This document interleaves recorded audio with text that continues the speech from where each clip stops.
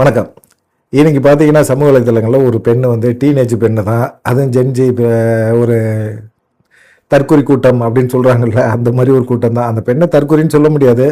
எப்படி இப்படி இவ்வளோ நாலேஜில் இருக்கிறாங்க அப்படிங்கிற மாதிரி தான் இருக்குது. அந்த பிள்ளைகள்லாம் பெற்றாங்களா இல்லை செஞ்சாங்களா அப்படிங்கிற மாதிரி தான் இருக்குது. ஏன்னு கேட்டிங்கன்னா அந்த மாதிரி பேசுது. அந்த பெண்ணோட பேச்செல்லாம் கேட்கும்போது ரொம்ப கஷ்டமாக இருக்குது. இந்த மனநிலையிலே அவங்க இருக்கிறாங்க. இப்போ தாவேக்கா வெற்றி பெற்றதுக்கு காரணம் என்னென்னா, சோசியல் மீடியாவில் அடிக்ட் ஆகிட்டாங்க. மனநிலையெல்லாம் ஓரளவுக்கு பாதிக்கப்பட்டிருக்கு. அது இதே மாதிரி இப்படியே இருந்தாங்க அப்படின்னா பெரிய அளவில் அவங்க சாதிக்கலாம் முடியாது அப்படிங்கிறது தான். உலக அறிவே அப்படி சுத்தமாகவே இல்லாத மாதிரி தோணுது. அவங்க அப்படி என்ன பேசிட்டாங்க, சோசியல் மீடியா ஃபுல்லாக இப்போ அவங்க பயங்கரமான ட்ரெண்ட் ஆகிட்டாங்க. அவளை பார்க்கும்போதே பாவமாகவும் இருக்குது. என்னடா இப்படி பேசுகிறாங்களேன்னு சொல்லி அவங்க குடும்பத்தார் கூட ஏமா இப்படி பேசினேன் அப்படின்னு கேட்க முடியாது. கேட்டால் அந்த பிள்ளைங்கள்லாம் இப்போ வந்து அந்த லெவலுக்கு போயிடுதுங்க. சூசைட் அப்படிங்கிற மாதிரி லெவலுக்கு போயிடுதுங்க. அந்த ஐஃபோனுக்காக 18 வயசு பையன் ஒருத்தன் போன கூச்சாம பாருங்க, அவனை காப்பாற்ற போன அவங்க அப்பாவையும் பிடிச்சி இழுத்துட்டான். ரெண்டாவது அவங்க அம்மாவும் என்னடா போங்கடான்னு சொல்லி அந்த அம்மாவும் செத்து போச்சு. இப்படி அந்த மாதிரி ஒரு ஜென்சி கூட்டம் தான் இப்போ இருக்குது. இது தாவேக்கா வெற்றி பெற்றதில் இதில் மிகப்பெரிய ஒரு சில அரசியல் அனுபவம் இதெல்லாம் கிடையாது. அந்த சினிமா கவர்ச்சி தான். கொள்கை கோட்பாடு இதில் பற்றிலாம் பெருசாக கவலைப்பட வேண்டியதே இல்லை.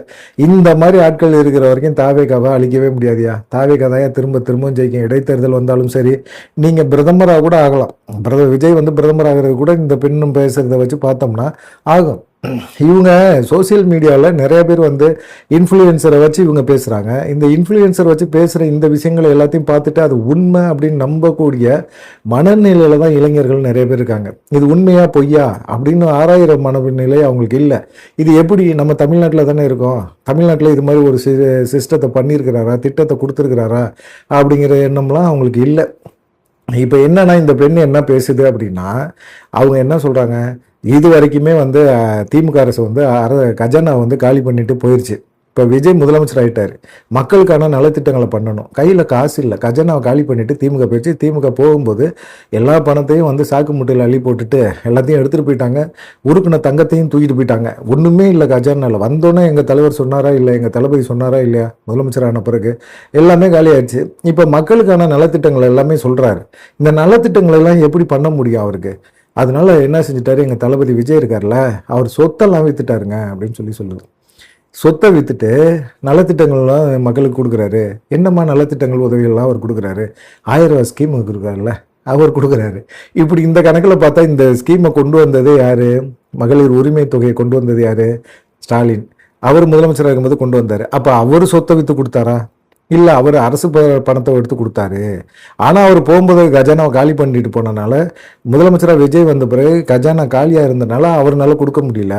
அதனால மக்கள் யாருமே ஏமாந்துட போயிடக்கூடாதுன்னா அவர் சொத்தை வித்துட்டாரு.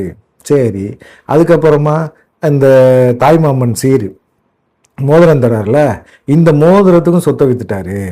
சரி, இப்படி சொத்தை வித்துட்டாராமா? உண்மையிலே வித்துட்டாராமா? சொத்தை விற்று தான் இப்போ பண்ணுறாரு. யாருக்காக பண்ணுறாரு? மக்களுக்காக. நாங்கள் இந்த மாதிரி மக்கள் இருக்கோம்ல, நாங்கள் அவரை நம்பி ஓட்டு போட்டோம்ல, அவங்கள ஏமாற்றக்கூடாதுங்கிறதுக்காக அவர் சொத்தெல்லாம் விற்றுக்கிட்டே இருக்கிறாரு. கடைசியில் மனுஷன் ரொம்ப கஷ்டப்படுவார் போல இருக்கு. ரொம்ப ஒரு நிலைமை ரொம்ப மோசமாயிடும் அப்படிங்கிற மாதிரி அந்த பொண்ணு ரொம்ப ஆதங்கப்பட்டு பேசுது. அது இல்லாமல் இந்த அன்னபூரணி திட்டம் இருக்குல்ல, இதுக்கெல்லாம் வந்து 3 சிலிண்டர் வருஷத்துக்கு தராங்களா, இதை கூட வந்து முதலமைச்சர் விஜய் வந்து அவருடைய சொத்தை விற்று செய்கிறாரு அப்படிங்கிற மாதிரி பேசுது. எப்படி இதை ஏற்றுக்க முடியும்னே தெரியல. ஒன்றுமே புரியல, யாருக்குமே ஒன்றும் புரியல. மண்டையை போட்டு குழப்பிக்க வேண்டியது இருக்குது. உண்மையிலே நீங்கள் மெண்டல் தானா, இல்லை எங்களை மெண்டல் ஆக்குறீங்களா? ஒன்றுமே தெரிய மாட்டேங்குது. இதை போய் பார்க்குற மக்கள் எல்லாமே என்ன யோசிப்பாங்க? விஜய் சொந்த காசை போட்டு செலவு பண்ணி அவர் சொத்தெல்லாம் விற்றுட்டு இப்போ நடுத்துறையில் நிற்க போகிறார். கண்டிப்பாக அவர் விற்பாரா? சொத்தை விற்று யாருக்காவது மக்களுக்கு நல்லது பண்ணுவாரா? இலங்கை தமிழர்கள் பாதிக்கப்பட்ட போது அவர் எவ்வளோ பணம் கொடுத்தாரு? யாருக்காவது ஞாபகம் இருக்கா? 500 ரூபா கொடுத்தாரு. யாருக்காவது ஞாபகம் இருக்குதா? அந்த அளவுக்கு தான் அவர் செயல்படுவார். அவர் பணத்தெல்லாம் 10 பைசா எடுத்து செலவு பண்ண மாட்டார். ஒரு காரை வெளிநாட்டிலேருந்து இறக்குறாரு, அதுக்கு வரி கட்ட மாட்டார். 5 லட்ச ரூபா கட்டணும்னா அதுக்கு வரி கட்ட மாட்டேங்கிறாரு. அப்படிப்பட்ட ஒரு சொத்தை விற்று தமிழ்நாட்டு மக்களுக்கு இவ்வளவு செய்கிறேன் அப்படின்னு சொன்னால் இதெல்லாம் ஏற்றுக்க முடியுமா? நம்ப முடியுமா? என்னையா இது இப்படி இருக்குது அப்படின்னா அந்த பிள்ளை சொல்லுது, அவ்வளோ தூரம் சொல்லுது. இது எப்படி தான் நம்புது? எப்படி இதுங்கெல்லாம் இப்படி டியூன் பண்ணி வச்சுருக்காங்கன்னு தெரியல. இல்லை இவங்களெல்லாம் இப்படி பேச விட்றாங்களா, இல்லை இவங்களா வந்து பேசுகிறாங்களா, இல்லை அந்த பொண்ணு சாதாரணமாகவே அந்த மனநிலையில் தான் இருக்குது. விஜய் எங்களுக்காக அவர் சொந்த சொத்தெல்லாம் விற்கிறாரு, இப்போ ஒரு பொண்ணு சொல்லுச்சுல்ல 2500 பெண்களுக்கு தேர்தலுக்கு முன்னாடியே சொல்லுச்சுல்ல, எப்படிம்மா கொடுக்க முடியும்? தமிழ்நாடு அரசே ரொம்ப கஷ்டத்தில் நஷ்டத்தில் போயிட்டு இருக்குது, எப்படி கொடுக்க முடியும்? அவர் வந்து அவர் சொத்தை விற்று கொடுப்பாருங்க அப்படின்னு சொல்லிச்சு. அந்த பிள்ளைய வந்து எங்கே காணான்னு தேடிக்கிட்டு இருக்காங்க. இப்போ இன்னொரு பிள்ளை வந்து மாட்டியிருக்குது. அந்த பிள்ளை வந்து இப்படி சொல்லிக்கிட்டு இருக்குது, அவருடைய சொத்தை விற்றுட்டு அவர் கொடுக்க போகிறாரு அப்படிங்கிற மாதிரி சொல்லுது. இதெல்லாம் எப்படி ஏற்றுக்கிறதுனே தெரியல. சரி, இதாவது ஒன்று விட்டுருவோம். இதோட வந்து பார்த்திங்கன்னா இன்னொரு விஷயம் வந்து ஒரு வீடியோ ரொம்ப வைரல் ஆகிட்டு இருக்கு. விஜய் வந்து முதலமைச்சர் விஜய் வந்து பாகிஸ்தான் போயிருக்கிறார். எப்படிடா போனார்? பாகிஸ்தானுக்கு எங்கே போனார்? ஏதாவது சினிமா ஷூட்டிங்கில் போனாரா? அப்படி கூட அவர் போனதே கிடையாது. திடீர்னு பாகிஸ்தானுக்கு போனார். அங்கே இருக்க பிரதமரை சந்தித்தார். பிரதமருக்கு பயங்கரமாக, நம்ம முதலமைச்சருக்கு பயங்கரமான வரவேற்பு. பாகிஸ்தான் மக்கள் எல்லாம் சிறப்பாக கொண்டாடிட்டாங்க. அதுவும் இல்லாமல் பார்த்திங்கன்னா அங்கே இருக்கிற வறுமை கோட்டு கீழே இருக்கிற இல்லை அங்கே இருக்கிற பெண்களுக்கு அவர் வந்து ஒரு 10,000 ரூபா ஃப்ரீயாக எல்லாத்துக்கும் கொடுங்க அப்படின்னு சொல்லிட்டு இவர் பணத்தை கொடுத்துட்டு வந்திருக்கிறாரு அப்படிங்கிற மாதிரி சொல்லியிருக்காங்க. என்னடா இது? எப்படா போனார் அவர்? முதலமைச்சர் ஒருத்தர் ஆஃபீஸில் இன்ன வரைக்கும் எந்த நாட்டுக்குமே போகல அவர். ஆனால் இங்கே இவங்க போடுற இது இருக்குல்ல, அது பயங்கரமாக இருக்குது. நாங்கள் இப்படி போனார், நாங்கள் பார்த்தோம், இந்த பாருங்கள் ரீல்ஸ் எல்லாம் போதில்ல, இம்ரான்கானை சந்தித்து பேசிகிட்டு இருக்கிறாருப்பா அவர் கட்சிக்கு வந்து சப்போர்ட் பண்ணியிருக்கிறாரு விஜய் அப்படிங்கிற மாதிரி எல்லாம் பேசி அந்த வீடியோ பார்த்தோன்னா உண்மையிலேயே ஹார்ட் அட்டாக் பேஷண்ட்டெல்லாம் அந்த மாதிரி வீடியோலாம் பார்த்துறாதீங்க. பார்த்தீங்கன்னா உங்களுக்குலாம் ஹார்ட் அட்டாக்கே வந்துடும். இந்த பெண் பேசுனது, இந்த சின்ன பிள்ளை பேசுனது, இது வந்து பார்த்தீங்கன்னா சமூக வலைதளங்களில் மிகப்பெரிய அளவில் ஒரு வைரலாக போயிட்டுருக்கு. அதனால தான் நம்மளும் பார்த்தோன்னே அந்த பெண் பேசுனதை பார்க்கும்போது உண்மையிலேயே அந்த பெண் மேலே ஒரு பரிதாபப்பட வேண்டியதாக இருந்துச்சு.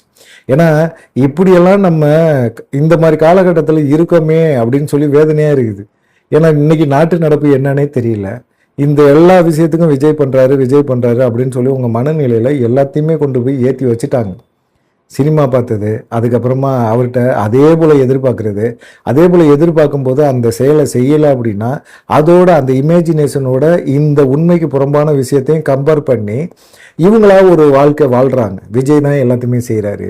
நாளைக்கு இவங்க அப்பா சம்பாரிச்சிட்டு வந்து கொடுத்தா கூட எங்கள் அப்பாவுக்கு விஜய் வந்து ஒரு 50,000 ரூபா பணம் கொடுத்தாரு, அதை வச்சு தான் நாங்கள் குடும்பம் நடத்துகிறோம், அதை வச்சு தான் நாங்கள் வந்து எங்கள் குடும்பத்தில் சாப்பாடு எல்லாமே நடக்குது. இப்போ ஒருவேளை அவங்க அப்பா வந்து அவர் போனஸ் பணம், தீபாவளி டயத்தில் ஏதோ போனஸ் பணம் கிடைக்குது அப்படின்னா அந்த போனஸ் பணத்தை தூக்கிட்டு வந்து ஒரு டிவி வாங்கலாம், இல்லை ஒரு ஃப்ரிட்ஜ் வாங்கலாம், வாஷிங் மிஷின் வாங்கலாம், ஏதோ ஒன்று வாங்கினாரு அப்படின்னா இந்த அம்மா அவங்க அப்பா சம்பாரித்த பணம், அவங்க அப்பாவுக்காக கொடுக்கப்பட்ட போனஸ் அப்படிங்கிறதெல்லாம் ஏற்றுக்காது. எங்களுக்கு விஜய் கொடுத்தாரு பணம், எங்கள் அப்பாவுக்கு கொடுத்தாரு, அந்த பணத்தில் எங்கள் அப்பா வந்து எங்கள் வீட்டுக்கு தேவையான வாஷிங் மிஷினை வாங்கிட்டு வந்துட்டாரு அப்படின்னு தான் பேட்டி கொடுக்கும். அந்த மாதிரி தான் இருக்குது உழைப்பு. இந்த விஷயங்களை எல்லாம் தாண்டி எங்கள் வீட்டுக்கு ஒரு பொருள் வருது, எங்கள் வீட்டுக்கு ஏதாவது ஒரு விசேஷம் நடக்குது, இதுக்கெல்லாம் முழுக்க காரணம் விஜய் அப்படின்னு சொல்லி உண்மையிலே மனநிலை வந்து பாதிக்கப்பட்ட மாதிரி ஒரு இதை கொண்டு போயிருக்காங்க. இந்த இது வந்து மது போதையோட, கஞ்சா போதையோட, அபீன் போதையோட மிக மோசமான ஒரு போதை. இந்த போதையை வச்சு தான் அவங்க பிரதமர் ஆகணும்னு யோசிக்கிறாங்க. இது வந்து ரொம்ப தப்பு. இது அந்த பெண்களோட மனநிலையை சுத்தமாக வந்து மாற்றி வச்சிருக்கிறாங்க.